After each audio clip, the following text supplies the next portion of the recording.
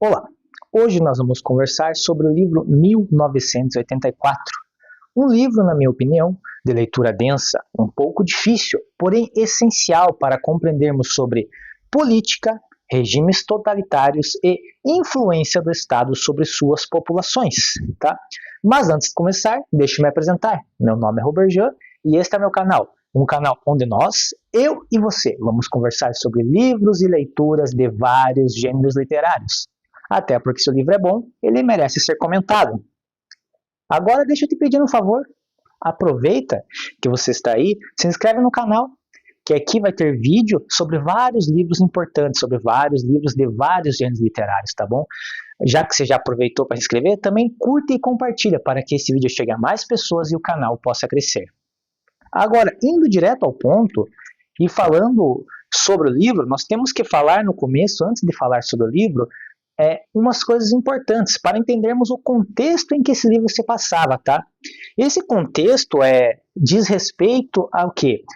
Ao período em que o livro foi escrito, que foi um pouco depois da Segunda Guerra Mundial e um pouco, bem no começo ali podemos dizer, da Guerra Fria, tá? Então temos que entender nesse contexto que era uma época em que se falava muito sobre bombas atômicas, que teve o caso de lançamento de bombas atômicas durante a Segunda Guerra Mundial, também teve a questão da Guerra Fria lá, que era entre Rússia e Estados Unidos, né? Então era uma época em que se mostrava muito o poderio militar, né? E vivia em constante ameaças de bombas atômicas e afins, tá bom? Então, entendendo essa temática, com essas informações, você consegue entender mais ou menos o que se passava na cabeça de George Orwell, o que se passava na cabeça dele para ele poder escrever esse livro, entendeu? Então, em que contexto? Então, lendo o livro e linkando com essas informações de pós-Segunda Guerra Mundial e começo da Guerra Fria, há umas cenas que acontecem no livro que são bem decorrentes, que são as cenas de bombas. Você está lendo o livro ali, e daí aparece na narrativa, caiu uma bomba ali, caiu uma bomba lá, uma bomba colar, tipo, sempre aparece isso no livro, tá? Então isso já demonstra um pouco do que era vivenciado naquela época em que o livro foi escrito, que foi em 1946 a 1948 aproximadamente ali, tá? Então já dá para linkar essas informações e tendo isso em mente você consegue imaginar até o cenário do livro, tá bom? Passando mais à frente e falando um pouco do enredo do livro, tá? O enredo do livro ele se passa no superestado totalitário da Oceania. Por que superestado? Porque no livro, tá, não existe essa divisão geográfica que nós vivemos aqui, tá? No livro, a divisão geográfica é dividida em 3 superestados. O mundo inteiro é dividido em 3 superestados. O livro se passa no superestado da Oceania, mas ainda no livro também vai ser citado o superestado da Eurásia e da Lestásia, tá? Então isso tem que ser compreendido também. Agora, o protagonista da história, falando um pouco dele, é o Winston Smith. Ele trabalha para o governo, tá? No Ministério da Verdade, chamado Ministério da Verdade, tá?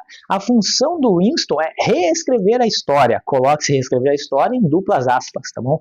Que consiste basicamente em quê? Em falsificar documentos, entendeu? Ele falsifica documentos porque não tem como reescrever a história, né? O que tem é como criar uma mentira, né? Uma narrativa diferente. Então, o serviço dele é reescrever a história e consiste em quê? Em falsificar documentos, relatórios e até jornais, tá? O que é bem contraditório e demonstra um certo sarcasmo de George Orwell nessa parte do livro, né? Eu vou falar mais à frente de outros ministérios, vocês vão ver que ele trata os ministérios como um sarcasmo, mas esse Ministério da Verdade já dá pra ver, né? Tipo, imagina, o nome do ministério é Ministério da Verdade, mas o Winston, ele usa da mentira para fazer o seu serviço, né? Bem contraditório. Parece até aquele episódio dos Simpsons lá, que os Simpsons vêm ao Brasil, que ele fala muitas coisas, mas dentro dessas coisas que ele fala quando ele está no avião, ele fala assim, nossa, aqui é a terra do contrário, onde o bandido corre atrás da polícia. Tipo, meio que um sarcasmo aí um sarcasmo bem pesado, podemos dizer assim, de George Orwell, né? Continuando a falar aqui, ainda continuamos a falar do Winston, no começo do livro, ele se coaduna com o regime, tá? Não exatamente que ele se coaduna, é o seguinte, ele entende que é errado, ele não gosta do regime, tá bom? Ele não gosta daquele regime totalitário. Porém, ele acha que não é possível ter uma revolução, que as coisas não são passíveis de mudança. Então ele acaba não reagindo muito contra o regime. Porém, no decorrer do livro, no decorrer da história, ele conhece uma colega de trabalho, que também trabalha no ministério, que se chama Júlia. E ele se apaixona por ela. E essa paixão dele faz ele acreditar que uma revolução pode ser possível. Então, aí que começa a desenvolver as histórias deles, tá? Não vou falar muito da história deles para não passar spoiler do livro, tá? E antes que já está assistindo, saiba que pode haver pequenos spoilers, mas são spoilers que não vão fazer muita diferença na leitura do livro, tá bom? Eu não quero atrapalhar a experiência de vocês, eu quero só passar contextos, passar um pouco sobre o livro, até para quando você for ler, você já conseguir prestar atenção em mais detalhes, tá bom? Ainda falando sobre esse relacionamento dele, no começo do livro ali, a Júlia, ele conhece ela de vista, porém ele não gosta dela, ele meio que tem raiva dela porque ele acha que ela é uma seguidora fiel do partido, né, que comanda o estado da Oceania, né? Ele acha que ela é toda certinha, acredita ele. Então ele vê que ela é muito bonita e acredita, nunca vou ter uma chance com ela, então meio que ele tem raiva. Mas depois ele conhece ela e vê que não é bem assim e acaba se apaixonando, tá? É bem curiosa essa paixão dele, tá bom? Ainda falando de outro personagem de destaque do livro, deixa eu falar que às vezes eu olho para baixo porque eu estou segurando aqui, tá, as minhas anotações, que tem bastante coisa para falar sobre o livro e eu não quero deixar de falar das coisas mais importantes, tá? Então eu trago as minhas anotações, dou uma olhadinha aí, converso com vocês aí através do vídeo, tá bom? Então outro personagem de destaque é o Grande Irmão. O Grande Irmão, ele é uma figura meio que mítica no livro, tá? Ele não aparece assim no livro, só é citado o nome dele toda hora. O Grande Irmão, no caso, é o líder do partido e, por consequência, o governador do superestado da Oceania, tá? Então, ele é uma figura enigmática, que é usado meio que para alienar as pessoas, tá?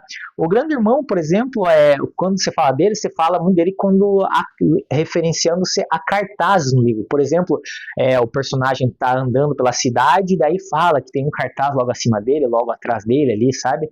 Um cartaz dizendo, o Grande Irmão está de olho em você. Meio que essa frase, que nem eu falei, ela é para meio que alienar as pessoas, para as pessoas ficarem com medo, sabe? Para as pessoas ficarem assustadas e com medo da reação ali. Então, elas ficam meio vivendo sobre essa tensão, né? E ainda existem outras frases também que servem muito para alienar as pessoas. Dentre essas frases, tem 3 frases que estão escritas assim embaixo da outra no Ministério da Verdade, tá? Que as frases que aparecem são as seguintes: guerra é paz, liberdade é escravidão, ignorância é força. Guerra é paz. Olha a frase, guerra é paz. É bem uma frase para alienar as pessoas, né? Liberdade é escravidão. Ignorância é força. Então, se analisarmos bem profundamente, essa frase é colocar lá, as pessoas leem e acabam ficando, tentando pensar nisso, maquinando essas informações, meio que faz uma lavagem cerebral nas pessoas ali, né? Tá, ainda falando um pouco mais do Grande Irmão também, alguns estudiosos dizem que o Grande Irmão, ou Big Brother em inglês, ele seria uma figura que faz referência a Joseph Stalin, tá?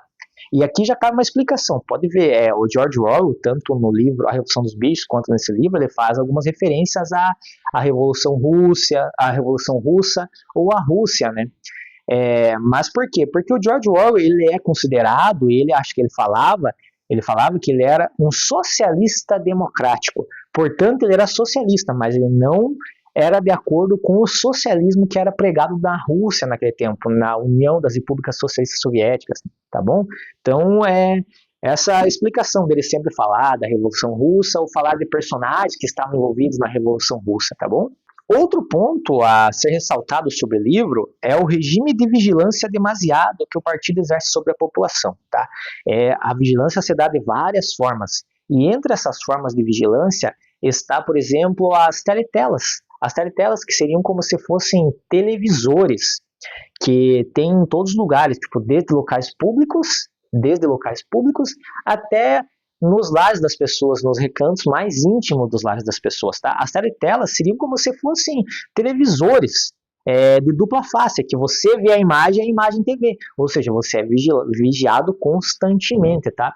Através desses televisores. Então essa seria uma das maneiras de vigilância. Mas uma outra, assim, que também é muito importante, que mostra realmente uma cara de totalitarismo ali, na realidade, assim, é totalmente absurdo, seria a polícia do pensamento. É isso mesmo, a polícia do pensamento. Pensa você, até o pensamento é fiscalizado. A polícia do pensamento, ela seria usada para vigiar a mente das pessoas, propriamente dito mesmo, exatamente desta forma, assim. Como, eu não sei especificamente dizer para vocês, tá? Mas quem, por exemplo, pensava pensamentos contra o partido, pensamentos que fossem contra aquele regime de governo, aquele Estado, ele seria investigado pela polícia do pensamento. Se ele cometesse esse crime, ele cometeria o crime chamado crime pensar. Então, no livro tem até o nome de um crime para quando você pensa coisas subversivas contra o partido, tá bom? Então, mais essa informação. Esse livro tem muita informação. Esse livro investigar o pensamento da pessoa. Esse livro aqui é um absurdo. Esse livro é muito bom, tá? É muito bom. Leiam porque vale muito a pena ler esse livro, tá? É espetacular as coisas que são faladas nesse livro aqui. Você vai ficar refletindo durante um mês o que você lê esse livro. Então compensa muito ler, tá? Ainda falando do livro, temos mais uma coisa para falar aqui que seria a nova língua, a nova fala, mais o método de alienar as pessoas, de deixar as pessoas mais burras, emburrecer elas, tá? A nova língua consiste justamente nisso que eu acabei de falar, falando em termos leigos, emburrecer as pessoas. Ela consistia em diminuição do vocabulário, cortando sinônimos, cortando antônimos, diminuindo a quantidade de palavras no dicionário, tá? Ela é falada, existe até um tópico no livro, acho que pós a leitura do livro ali, que vai dizer nova língua, daí eles explicam como que funcionaria a nova língua. E isso era para fazer o quê? Era para fazer com que as pessoas diminuíssem o vocabulário delas e fazer com que elas perdessem a capacidade de argumentação. E assim, elas não poderem fazer uma revolução usando as palavras, entendeu? Deixarem elas assim completamente sem condições de articular argumentos para fazer uma revolução. Então imagina o pensamento daquele regime totalitário, imagina a ideia que eles tinham, né? A complexidade que se passava isso. Eu falei, esse livro tem muitos pontos assim que são absurdos se parar para pensar, né? Mas essa nova língua é mais uma das ferramentas que o governo usaria contra a sua população, né? Como um método para alienar a sua população, deixar a sua população emburrecida. Agora, falando dos 4 ministérios, que nem eu falei do Ministério da Verdade lá, ver o sarcasmo que o George Orwell colocou nesses 4 ministérios, né? Que o primeiro ministério seria o Ministério da Verdade, que foi o falado. O nome do ministério é Ministério da Verdade. Porém, como nós vimos, o Winston usa da mentira para fazer o seu serviço, né? Então já está aí a primeira condição e o primeiro sarcasmo, né? O segundo ministério seria o Ministério da Paz. O Ministério da Paz é responsável pela guerra. Porém, não era por acabar a guerra, para encerrar a guerra, era para manter a guerra, entendeu? Isso mesmo, para manter a guerra.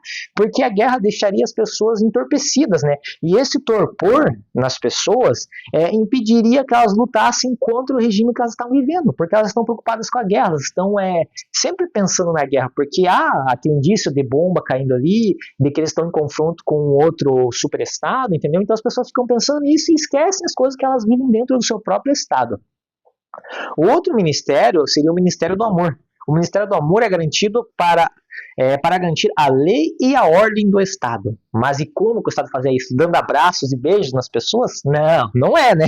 É um sarcasmo também do George Orwell, tá? O Ministério do Amor usa da repressão para garantir a lei e a ordem, tá? Eles usavam alguns métodos de reabilitação, como por exemplo a tortura. Tá? Então aparece até cenas de tortura no livro, assim, inclusive essas cenas são bem pesadas, tá?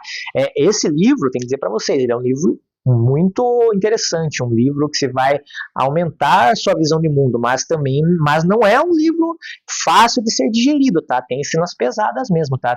Vai ter cenas de tortura, não vou dizer como para não passar spoilers para vocês, tá? Que o meu objetivo é só inserir vocês na história para vocês lerem o livro. E quem leu, compreender ainda mais, né? Inclusive, já deixando essa ressalva, se vocês quiserem comentar no vídeo, colocar mais informações nos comentários para que eu também possa aprender mais sobre o livro, eu vou ficar muito grato, tá? Conto com vocês aí para aprender ainda mais. O meu objetivo do canal é justamente esse, trazer para vocês aqui o conteúdo e aprender com vocês também, tá bom? E agora, falando do último ministério, né, é o Ministério da Fartura. O Ministério da Fartura é a mesma coisa, ele usava ao contrário, né, em vez de ser fartura, de escassez. Ele usava da escassez para controlar as pessoas. Você vai ver no livro que há relatos que não tem barbeador, não tem café, não tem açúcar, não tem comida, não tem nada. O Estado vive na escassez. Então isso seria meio que um meio que o Estado usava para manter o controle das pessoas também, tá? Então temos mais essa vertente desse ministério. São os 4 ministérios aí que eu falei para vocês, tá? Então você vê que o George Orwell realmente usou de sarcasmo para falar desses ministérios aí, tá? E agora falando um pouco das referências do livro, 1984 é um livro, podemos dizer assim, muito famoso, muito reconhecido, né? Então há várias referências sobre esse livro, tá? E uma das mais famosas e conhecidas seria com relação ao reality show Big Brother, tá? Aqui nós temos no Brasil Big Brother Brasil. O criador do Big Brother, do formato do reality show, o John DeMol, ele já negou em várias entrevistas que ele deu que ele teria se inspirado no livro 1984 para para fazer esse formato de reality show. Porém, né, as pessoas não continuam linkando a essa ideia, ainda continuam achando que ele se inspirou por causa do próprio nome do reality show, né, Big Brother, né, que no caso traduzindo seria Grande Irmão. E também pela questão da vigilância 24 horas, assim como tem no livro 1984 a questão das vigilâncias das teletelas, que fica até dentro das casas das pessoas, no Big Brother há a vigilância 24 horas através das câmeras. Então, esses dois fatores meio que trazem muito em evidência que ele pode ter tido uma referência, né, uma inspiração no livro 1984. Continuando a falar, falando um pouco sobre a origem do nome, tá? A origem do nome do livro é controversa. Então, temos uma suposição aqui, ó, supostamente Orwell queria que o nome do livro fosse O Último Homem da Europa, tá bom? O Último Homem da Europa. Porém, seu editor insistiu que ele trocasse o nome para um nome mais comercial.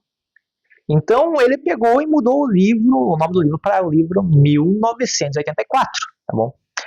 Como que surgiu esse número 1984? Teria surgido da seguinte forma: George Orwell concluiu esse livro em 1948, tá? O livro foi publicado em 1949, mas porém ele teria sido concluído em 48. Então George Orwell pegou o ano em que o livro terminou de ser publicado, que foi 1948, e inverteu os dois últimos dígitos, transformando em vez de 48 em 84. E daí surgiu o título 1984. E isso também seria, segundo essa suposição, uma maneira de mostrar que talvez essa distopia não fosse tão distante, que fosse uma coisa que poderia acontecer no futuro breve, né? Pois era aquela época em que ele vivia, que nós já falamos aqui, a época de pós-Segunda Guerra Mundial e começo de uma Guerra Fria. Então fica mais uma informação para vocês aí, tá? Inclusive, se tiverem mais informações, comenta aí que eu quero informações também, tá bom?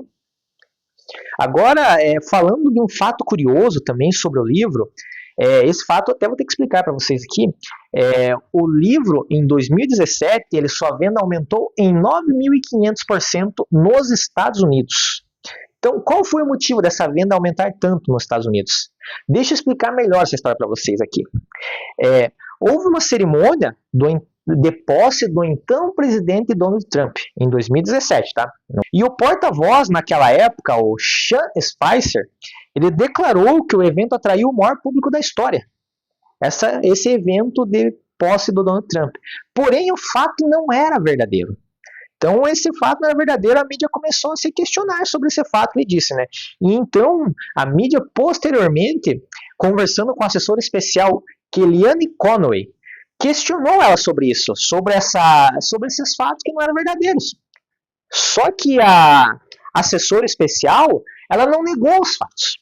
Pelo contrário, ela confirmou os fatos e ela usou para explicar isso a expressão fatos alternativos, entendeu? Então essa expressão fatos alternativos percorreu pela internet e pela mídia, e daí as pessoas começaram, a mídia, a internet começou a se questionar e fez um link com a expressão duplo pensar que tem no livro 1984. Essa expressão duplo pensar, ela é encontrada lá e ela significa o quê? Seria aceitar crenças simultaneamente contraditórias.